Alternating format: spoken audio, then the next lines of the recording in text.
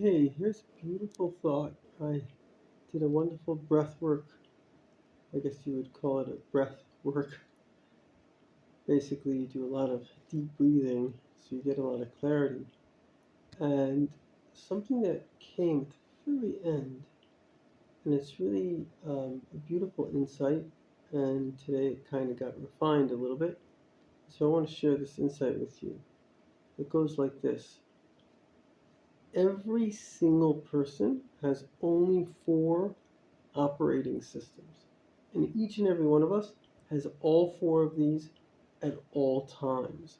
And the secret to life is knowing what they are and keeping the right balance of them. And if you get this right, you got it made in the shade, as they like to say. So, what are the four? Let's start with the things that we're most aware of. We're most aware of our mind. We're always thinking. Now, often people don't like their mind because their mind is giving them logic.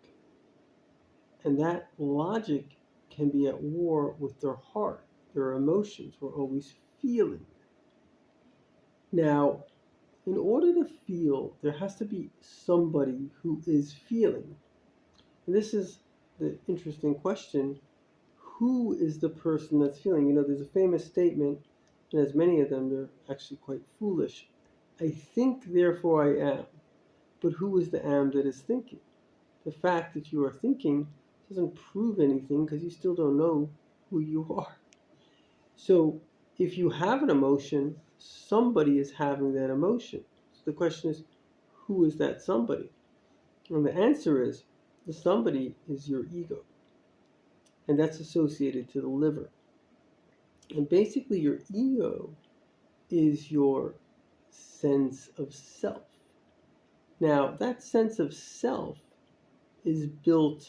Obviously, a lot of it is, given by God and it's kind of subconscious, but to a large extent, psychologically, what we can see is it's always going to be kind of in a fluctuation between pride and shame.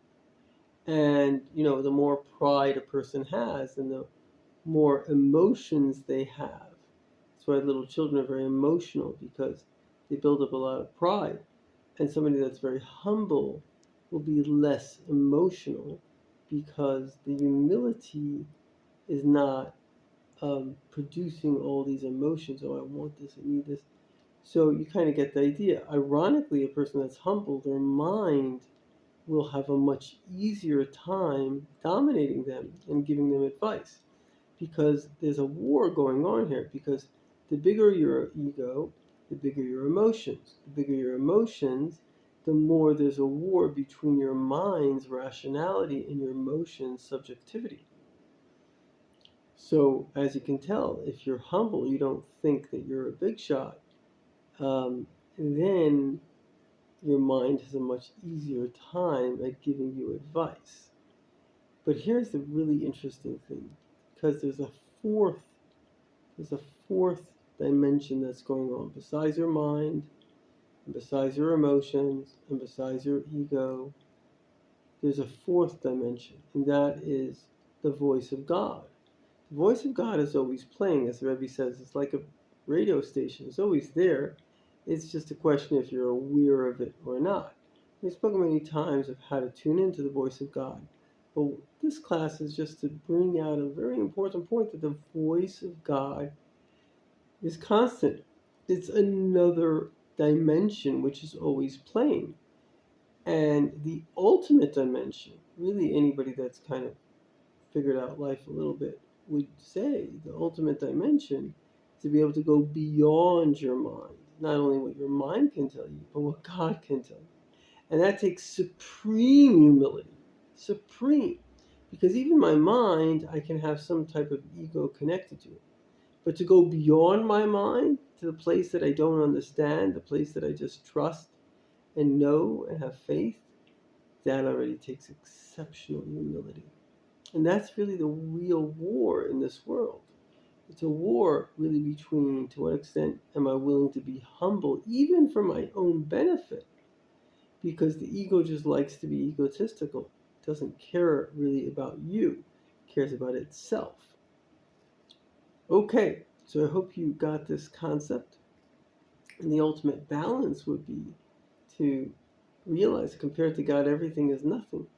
And then to understand that God only is unconditional love. And therefore, whatever He says, I want to listen to, because it's like my loving father. If you don't have a good relationship with your father, your chat GPT, giving you advice. You want to listen to that advice. This is great advice.